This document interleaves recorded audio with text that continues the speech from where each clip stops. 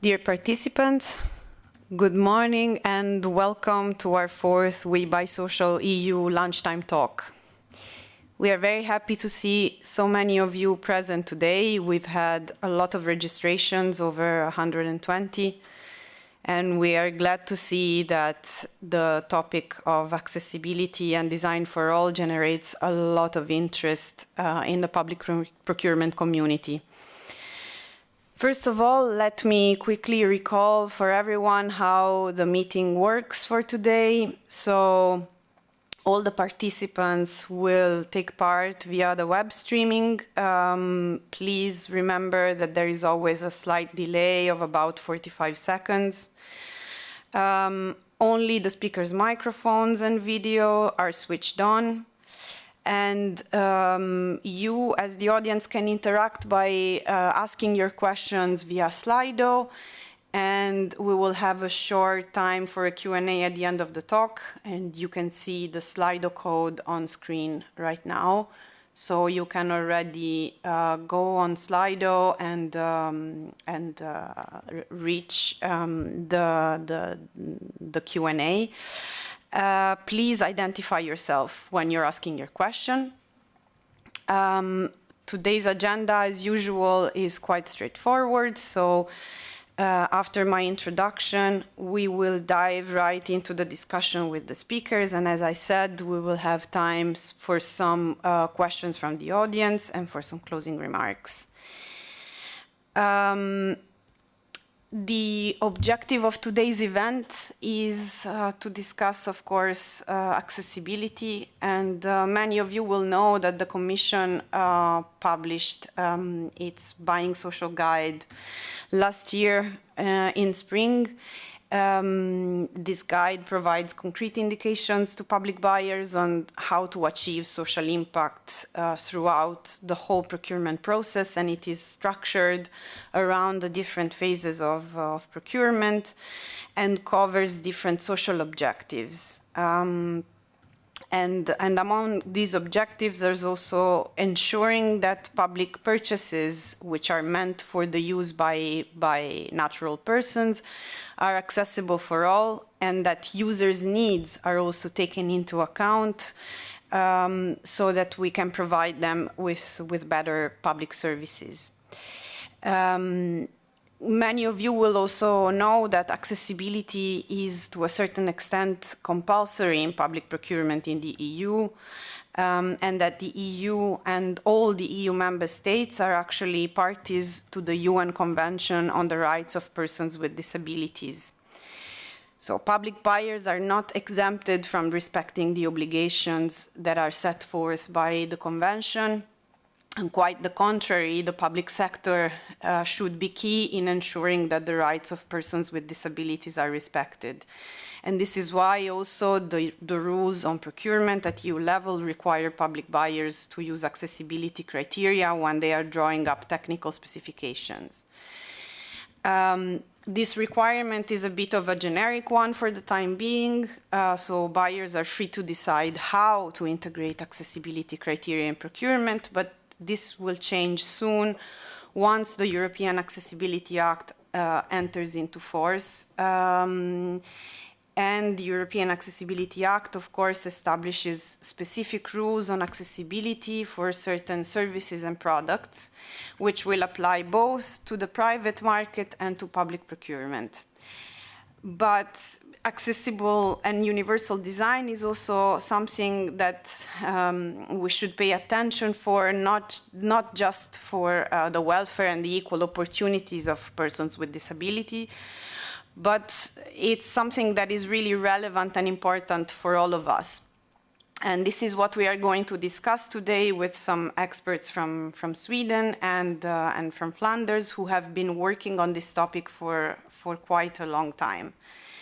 So let me introduce our speakers for today. We have Elisabeth Aguilera, who is the Chief Accessibility Officer at the Swedish Public Employment Service.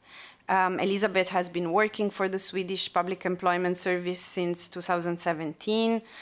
and she's an UX designer. She's been working to fill the gaps within the area of digital accessibility since 2018, and she has experience of procurement on an operative, tactic, and strategic level. And today, she is, as far as we know, Sweden's first and only Chief Accessibility Officer in the public administration, and she works to transform the whole agency for better inclusion. We also have some speakers from Flanders, Kathleen Polders, who is an architect, and Caroline Delvaux, who is an advisor at Inter, the agency for Accessible Flanders. Kathleen and Caroline work for the Flemish Center of Expertise in Accessibility and Universal Design, and they work on different projects related to these topics, which we will discuss with them in a few minutes. But let me start maybe by asking questions to Elizabeth. So, Elizabeth, you have worked on improving the accessibility of digital services for the Swedish Public Employment Service. What has prompted you to work on this, and what kind of services have you worked on? And did you notice any particular difficulty or lack of awareness of your administration in this field? That was many questions.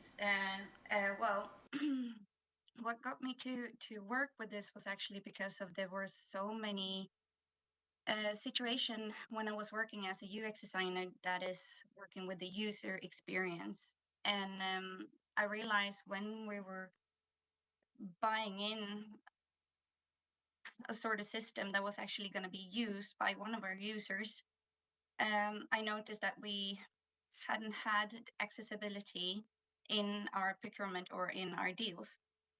And that led to like devastating situations because we're many people that's going to be using these systems, for example, or platforms where we build continuously digital services for our customers as well. And that took long time. It was harder to make the product accessible when it wasn't in the deal from the beginning. And so having that as an experience, both the cost and the work, and then also not be able to make it completely inclusive. That made me want to work with procurement from the beginning and make the change. And what was your second question, Sana? What kind of services did you also work on in particular? And if you can tell us also if you have there is clearly a lack of awareness in this field in your administration. This is what you seem to suggest. Yeah. Well, can I start sharing my slides? Absolutely, yes. All right. So I'll share my screen. And let me know, since there is a little bit of a delay, when you can see the slide. And it should be... It works. Thank you. It works. All right. Okay. So it's just a picture of me. And since the Global Accessibility Awareness Day is coming up on the 19th of May, we made an inclusion like badge for us internally to have on the Swedish Public Employment Service. So to answer your questions step by step, we are almost 11,000 employees on the Swedish Public Employment Service.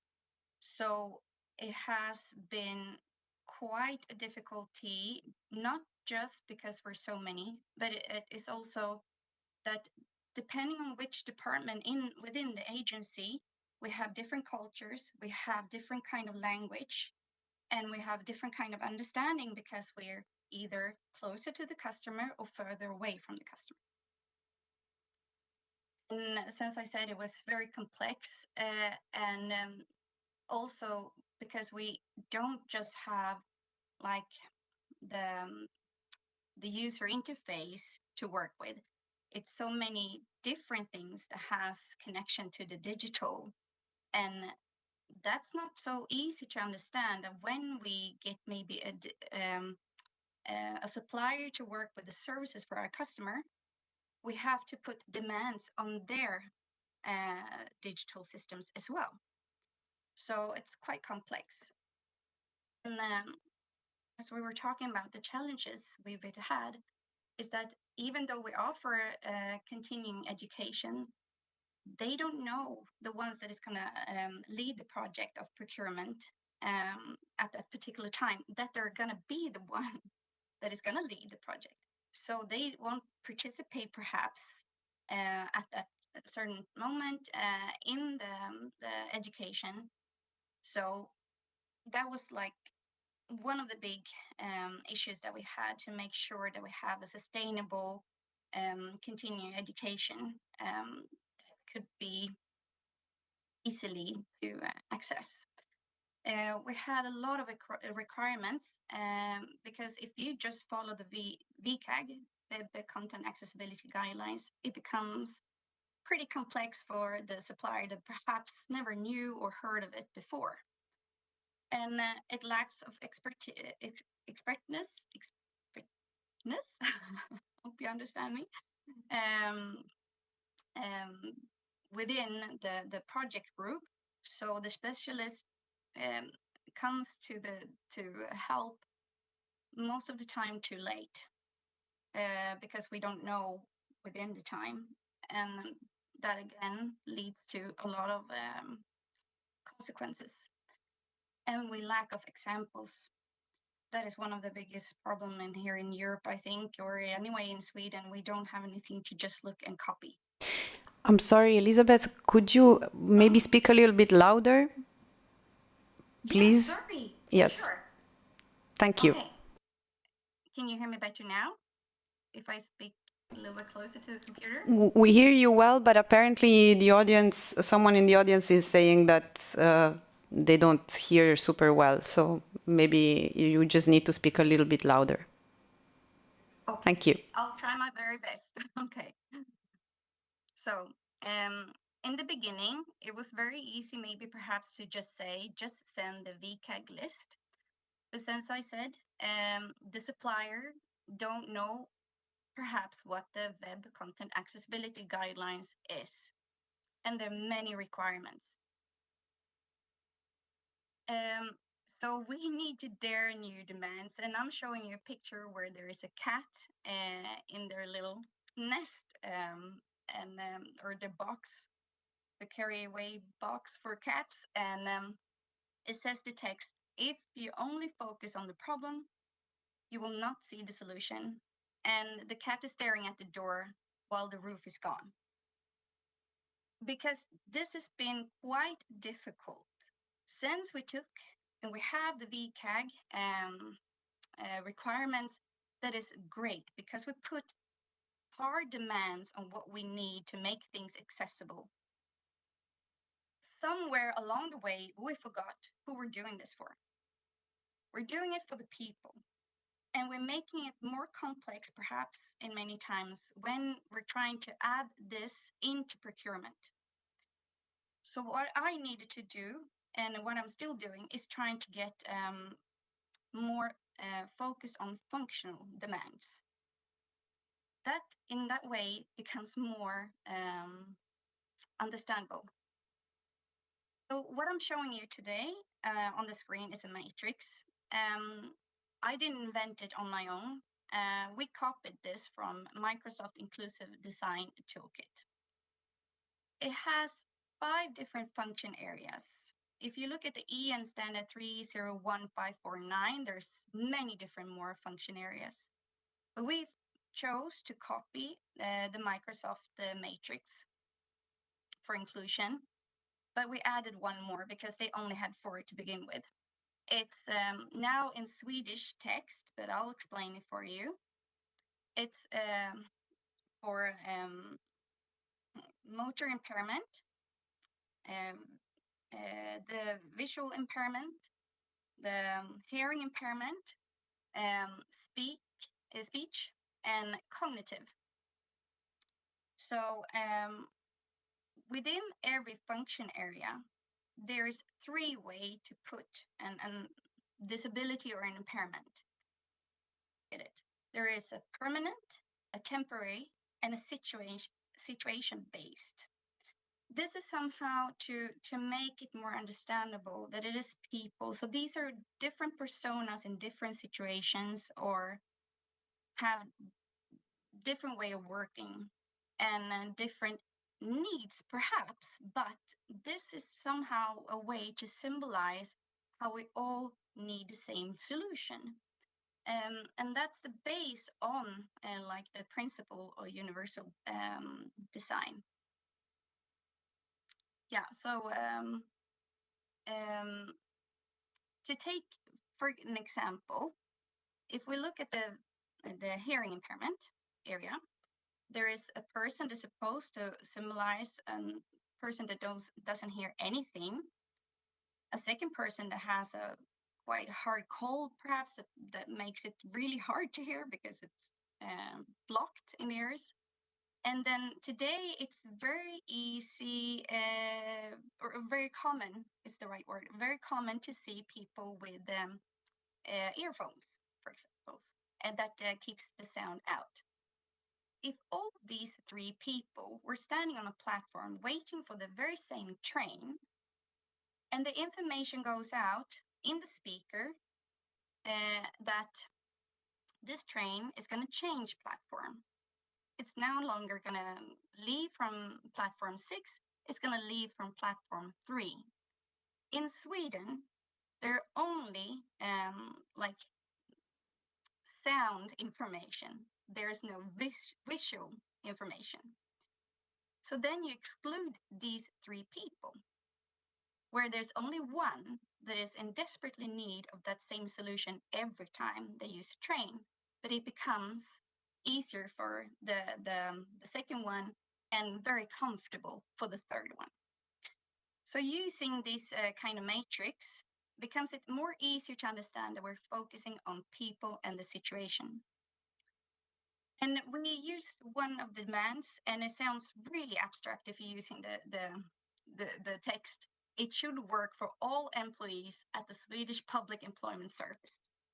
But if you add to that the text, when used without the ability to hear sound, I as a user must be able to use the app, service, product independently without hindrance. So for example, to use storytelling in this, the sound on the computer is muted when Lena is in a quiet zone. So that becomes comfortable for her if they thought about the solution from the beginning. But for Ove, that has a hearing impairment, will not hear the sound ever. And he always have to have another kind of way to use the product, perhaps. Or in the platform case, always visual solution to understand what he's supposed to do to catch the train. In that kind of way, we will, if we focus on the one that has a permanent impairment, we will make it 100% better. So the procurement is not just to make it accessible, because that's the target goal, but inclusion design or universal design makes it possible and makes it possible to work differently no matter when or where or how.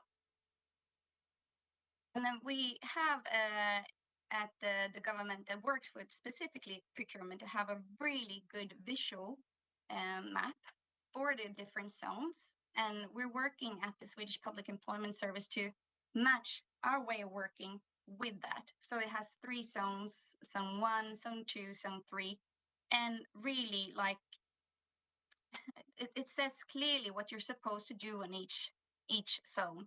And what we've been having problem with in the public employment service is that we've been focusing very hard on the zone 2. So don't worry about the text, what it says within in the Swedish, but the zone 1 is almost like half of the symbol, while the zone 2 is just like maybe a sixth part of it. And then the third zone is maybe 2/3. No, less. Well, anyway, the point is that zone 1, when it's about preparing to understand the user's needs, is the most important what we need to do in procurement.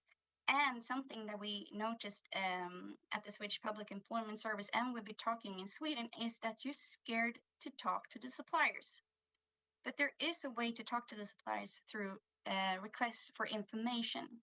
And as long as we treat everybody, all the suppliers, in the same way, we will actually understand better if they're working with accessibility and how, and if they do really understand what they're supposed to do to match our demands. And yeah, we need to cooperate, and we have to put in tools, and that can be different kind, like design systems, accessibility coaches, education, etc. But most important is that we include the users, because together with the matrix and using our users, like we copied Skatteverket, I don't know, it's another agency. They made a reference group within with people that is working at the Skatteverket, at the agency, that themselves have different impairment. So they became a reference group, and we copied that, so we have the very same. And using our own users to test, for example, different tenders or bids, makes it possible to understand if it's actually going to be useful in the very end. And also we have these, like we pick out different and let them test by specialists. But if you can't have specialists, you still have the users. You always have the users. To sum it up, Sandra is the accessibility coach at the Swedish Public Employment Service, and Ellie is my nickname. Our best tips is to have a dialogue with the suppliers, consider the user's needs, create a support team of specialists, their new demands, cooperate, follow up and evaluation, use what you have if you don't have specialists, your users, and manage lessons learned. Did that maybe perhaps answer some of your questions, Anna?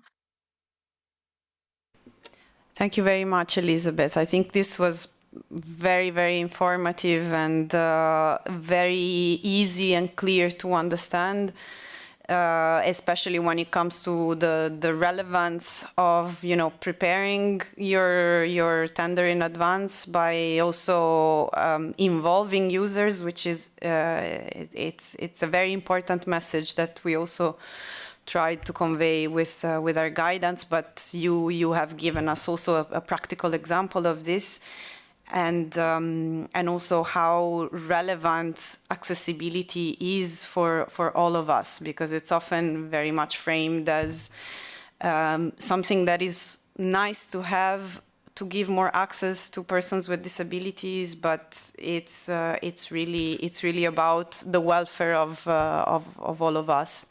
So thank you so much. I'm going to now turn to Kathleen and Caroline to ask you some questions, and maybe as a starter, it would be nice to know why you're working on accessibility in the Flemish government. You focus in particular on public buildings, but do you have a specific legislation on this, or is there a particular political interest in this topic?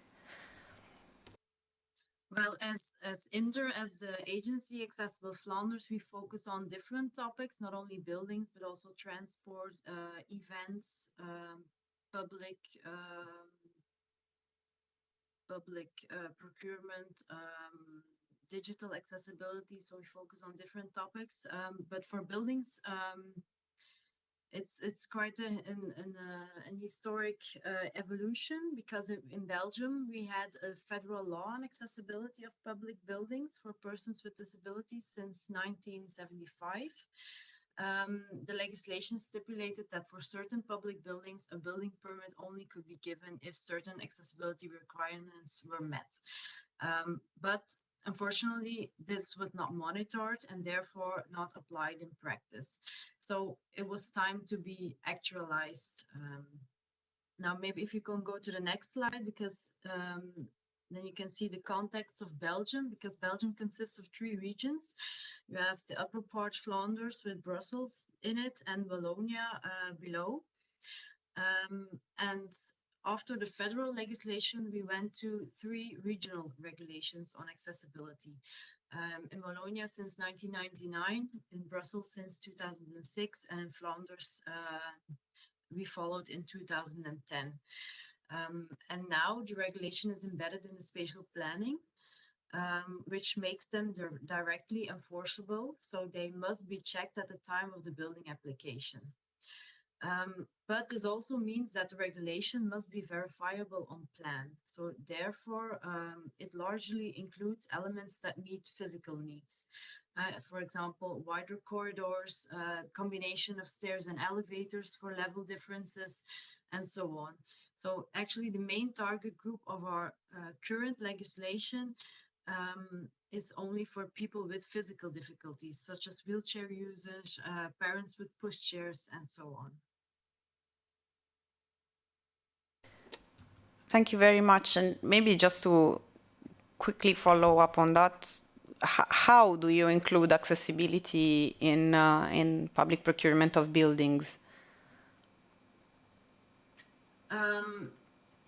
Of course, buildings is very important, but it's not the only thing. Also for products, for equipment of buildings, it's important that the inclusive mindset is included in public procurement. For example, in Flanders, we have the facility management company of the Flemish government, and they discuss all their public procurement or their government contracts that need to be renewed with us. To see if there has to be attention for accessibility. So if there is, a section on accessibility is advised by us and included in the award conditions. So there's always an objective or a goal that is added. There are specific criteria that are added, and sometimes even a user test that is prohibited. We did this, for example, for the renewing of coffee corners, the buying of new vending machines, buying of new office furniture. Now for the public procurement of buildings, I think it's important that at first there's a good vision on accessibility and it's integrated in the tender. A vision that goes beyond legislation. It has to focus on inclusiveness, and you do that by integrating tools or criteria that go further than legislation. For example, we also have a label on accessibility, so that's a good manner to do that. I think workshops on accessibility can help also, because mostly after the administrative selection of the teams, there are all kinds of workshops. And here we can also explain in a workshop what the added value is of inclusive design. It means of ergonomics, good wayfinding, good user comfort, well-being of everyone in a building. And those workshops avoid that that people merely try to follow the regulations. So we ensure them that they start with the right mindset. And of course, in the jury, it's also important that there is someone, an expert on accessibility, that can evaluate accessibility of a design. And of course, that there is sufficient weight to accessibility in the evaluation criteria. And then afterwards, I think an obliged advice, or mandatory advice or consulting on accessibility after the public tender has been awarded is important. It ensures that in the end, when the building is constructed, it's an accessible building, that nothing goes wrong in the period of the construction. And maybe just a practical tip, we see in practice a contradiction between what the client or the buyer wants, and mostly he wants the highest possible quality of his building, and mostly the tender or the supplier wants something else. He wants a technical functional building with the lowest cost and the lowest effort. So therefore, I think it's better that the client or the buyer himself appoints an accessibility expert with whom the winning building team should cooperate to keep in mind the high goal of accessibility and inclusiveness that they want to realize in practice. Thank you very much. That was very comprehensive, and it shows how much thought also you put into the practical aspects, like having someone on the committee who evaluates the offers, offering workshops, and also explaining how you can go beyond the obligations that are already in the legislation. And you also mentioned the label. So maybe can you tell us a bit more about the practical tools that you have produced so far, and which can be used by different officers and different figures in the public administration to help with integrating accessibility and universal design criteria?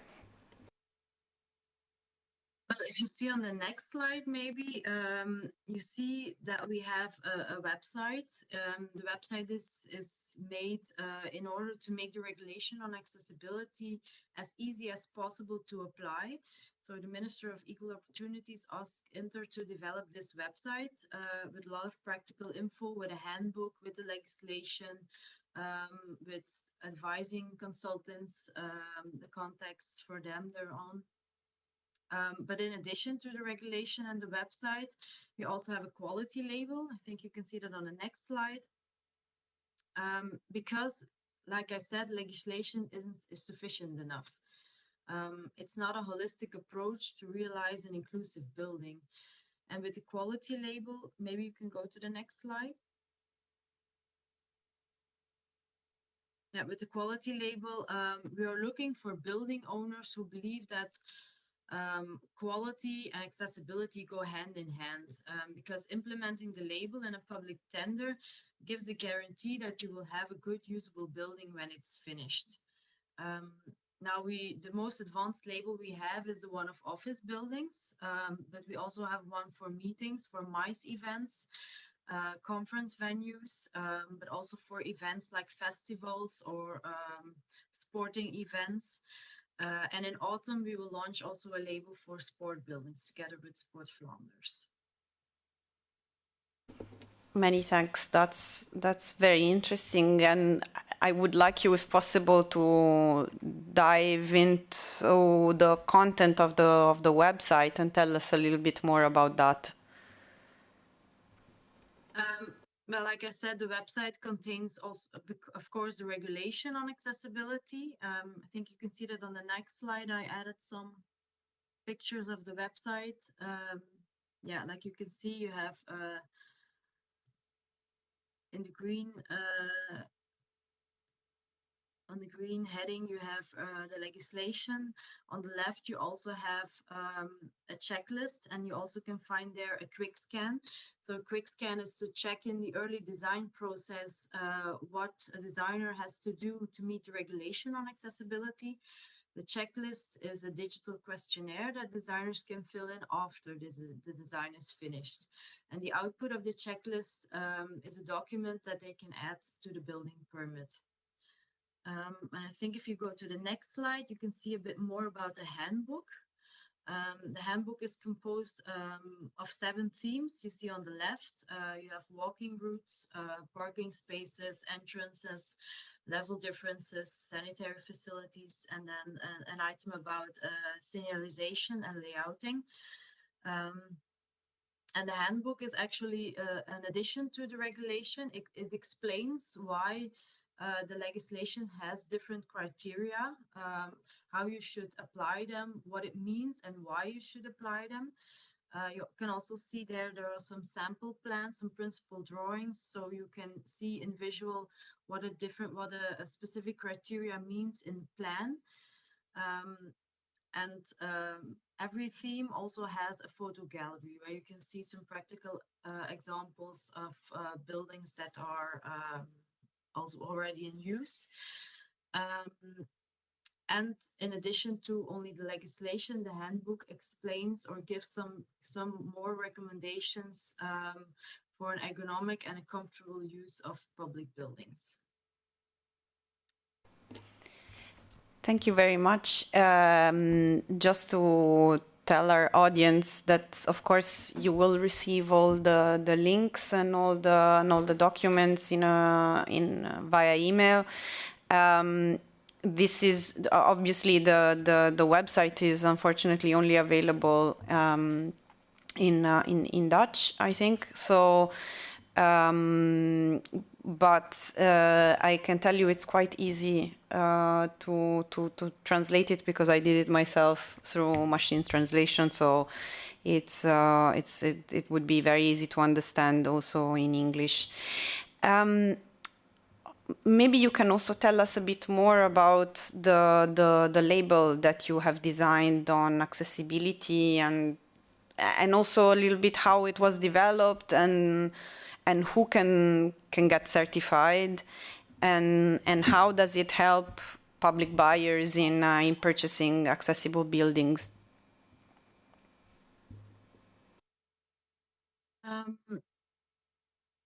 If you go to the next slide, I have a slide on the label.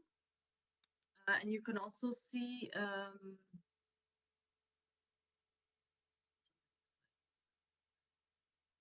so the office building label was developed on behalf of the facility management company of the Flemish government in 2017. They wanted two things. They wanted a view on accessibility of the current buildings, so they can existing buildings, but they also wanted an ambition level for new buildings. So our label had to be both an auditing tool to screen existing buildings and a sort of a frame of reference, an ambition level for new buildings or large renovations. The label is developed together with users. So the criteria in it are also checked by the users and are approved. And like you see on the screen, there are three kinds of labels. The highest label is the A++. You also have the A+ and an A. The A and the A+ is for existing buildings, the ambition level, and the A++, A+ is ambition level for new buildings or large remodelings. I also put a picture on the side of GRO because our label is also integrated in a sustainability meter called GRO. And the ambition of this sustainability meter is to use an integrated design process to accomplish future-oriented but also comfortable buildings. And with the GRO, Flanders wants to meet the strategic development goals of the United Nations. So, and currently we're also looking into the possibility of adapting this sustainability meter to make it a federal instrument for the whole of Belgium. If you go to the next slide, maybe. Yeah, you see I added the link of You Design for Real People. You can see there a video with English subtitles. So you can get a view of one of the buildings, the Herman Terling building in Brussels, which got a label on accessibility. So definitely you should look into it afterwards. I also added a picture of the well because our highest labels, the A++ and the A+, are labels that are meeting the well building standards. And the well requires projects to go beyond accessibility laws. It's about well-being. And it's incorporating universal design principles to meet the diverse needs and to create a fully inclusive environment. And if you apply our label, you get that kind of well-being that the well requires of projects. And as you see in the pictures, our label is quite an inclusive label. It's actually for everyone. It's not only for the public part of buildings, because our legislation is only for public parts of buildings where visitors are allowed. But our label is also for employers who work there. The label contains the legislation in Flanders and in Brussels, but it also goes further. It provides added value for everyone. People with disabilities, of course, can use it, but for all of us, it guarantees an ergonomic and an intuitively usable building. You know, just think of wayfinding, finding your way around a strange building. Good acoustics in a restaurant, so you don't have to shout to the person next to you or you go home with a headache. Car parkings that are wide enough so that you don't have to squeeze out of the car without damaging the car next to it. Toilets where you have enough space for your legs, where you have a hanger to hang a bag or a coat. So all those small ergonomic things that make a building comfortable for everyone are included in the label. And then the last slide, I think you see a picture of the Excel sheet with the themes. So those are the different themes of our label. And on the right, you also see some principal drawings. So you also can get a view on what the criteria mean on a plan. So it's a very easy tool in an Excel sheet and explained in principal drawings. So that it's very applicable for designers. There's also a filter function on it. So you can filter, for example, on the concept phase or on the construction phase, and you only get the criteria that are important in that phase of the building process. Thank you very much, Kathleen. This is very interesting, especially because I think it's the type of characteristics that you really design the building for are something that is relatable to all of us, and it's really about the comfort of the user in general, no matter what kind of user, in being able to use public infrastructure. So it's it's something, in a way, it's something that goes even beyond, let's say, our objective with this type of talk, but it's incredibly interesting for us. So it's time to look at the questions that were posted by the audience. I think we have a few. Can you read them? Yes. The first question is asked by Marco Lopriore. I think it's directed at Elisabeth. And he asked, what is your experience on social procurement from an audit authorities perspective? Any typical issues and or errors? So I think it's directed to you, Elizabeth. Okay, what is your experience on social procurement from an audit authorized perspective?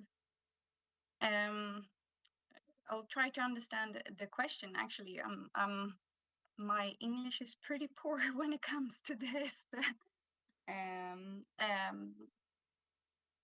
Actually, I need some help to understand the question. I understand it has to do with when it changed. I think it probably relates more to how it's implemented in practice. So if you have had any experience, with auditors finding any errors or issues. I'm not so sure I will be able to answer your question. Sorry about that, Marco. But if I understand it correctly, I've had issues actually implementing these kind of function demands quite a bit, because also it's about the mentality we're used to using, or we're used to do this way. But when I got it through to use the function demands and using the matrix and the formulations that I presented, I've heard afterwards for that specific procurement, it actually worked out just fine. It was understandable, and it was no consequences with that specifically. It was more harder and a lot of work around just us internally to understand each other and working together, changing our ways of working. I hope I answered your question. Yes, thank you. Thank you for taking it anyway. Maybe a question for all of you, because I see that that there's a second question on the European Accessibility Act. I don't know if any of you are aware of the Accessibility Act. It's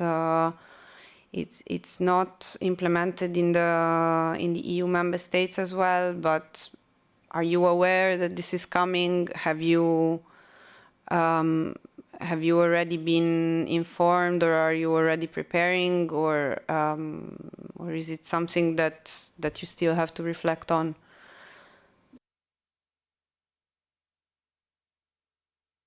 I think I need to reflect more anyway.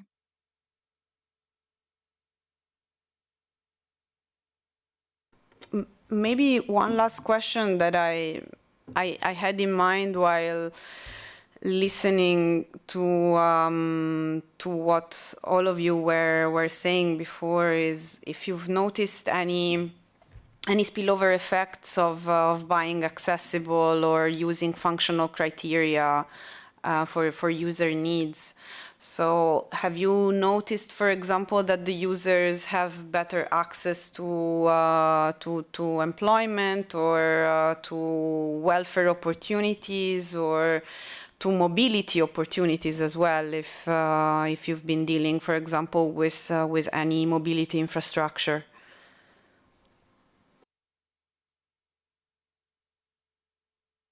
Feel free, I mean, Elizabeth or Kathleen, feel free to jump in if you have any ideas.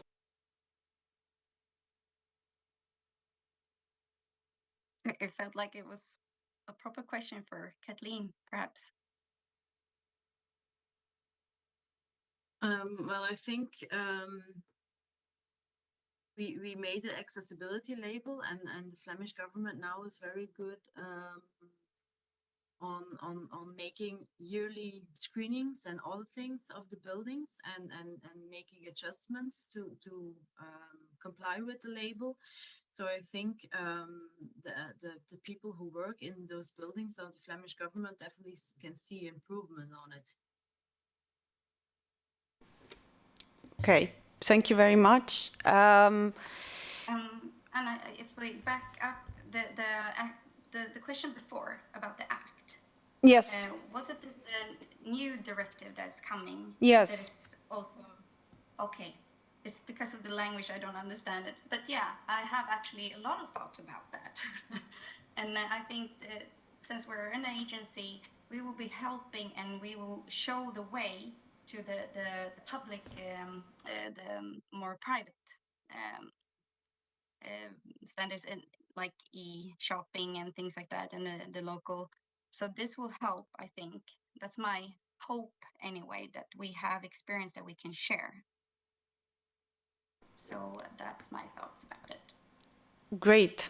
Many thanks. So you are indeed already preparing for it. Yes, I am. Yeah. Sorry, sometimes it's the EU jargon that makes things a bit more difficult to understand. Yeah.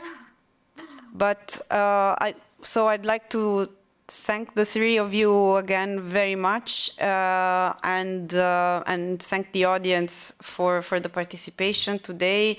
We really hope you enjoyed the discussion, and that you find some interesting insights in what our speakers told us. As I was saying, this is our fourth lunchtime talk. We will have another one in the month of June on work conditions, and of course you will receive the registration link for the next talk via email if you registered for this event. For those of you who attended the lunchtime talk on gender equality, we have some follow-up interviews with both of the speakers that we had at the time, Elena Maceira and Andres Bergara. They are on our YouTube channel, so you can check them out. And we've really asked them a few more questions because they had more interesting things to share with us. And for any Italian speaker among you, you will also find on our YouTube playlist a presentation in Italian on our Buying Social Guide and our initiatives on socially responsible procurement, as well as a presentation of the guidance on innovation procurement. And we also have a number of interesting webinars planned for the next few weeks. The first one is actually taking place tomorrow, and it's a webinar, it's a workshop that we've organized where you can contribute to our upcoming guidance on sustainable infrastructure, and it starts tomorrow at 9:30 a.m. And we will have another workshop on this on May the 30th, and a closing event on June the 30th. On May 17th, we have our next webinar on artificial intelligence and public procurement at 11. And we also will have a series of 3 masterclasses on pricing the value of innovation in an innovation partnership on the 31st of May and on the 7th and 21st of June. And finally, we have our SPP Help Desk webinar on using the innovation partnership in the social domain on the 21st of June.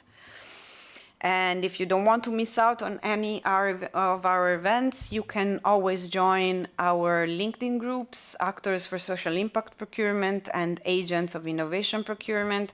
And of course, don't forget to go on our YouTube channel to follow all the news. And we will also upload the registration of this webinar on our YouTube channel, so this can be easily rewatched. And finally, I would like to thank you, our wonderful strategic procurement team who helped organize this event. And thank you all again for participating, and see you next time. Goodbye.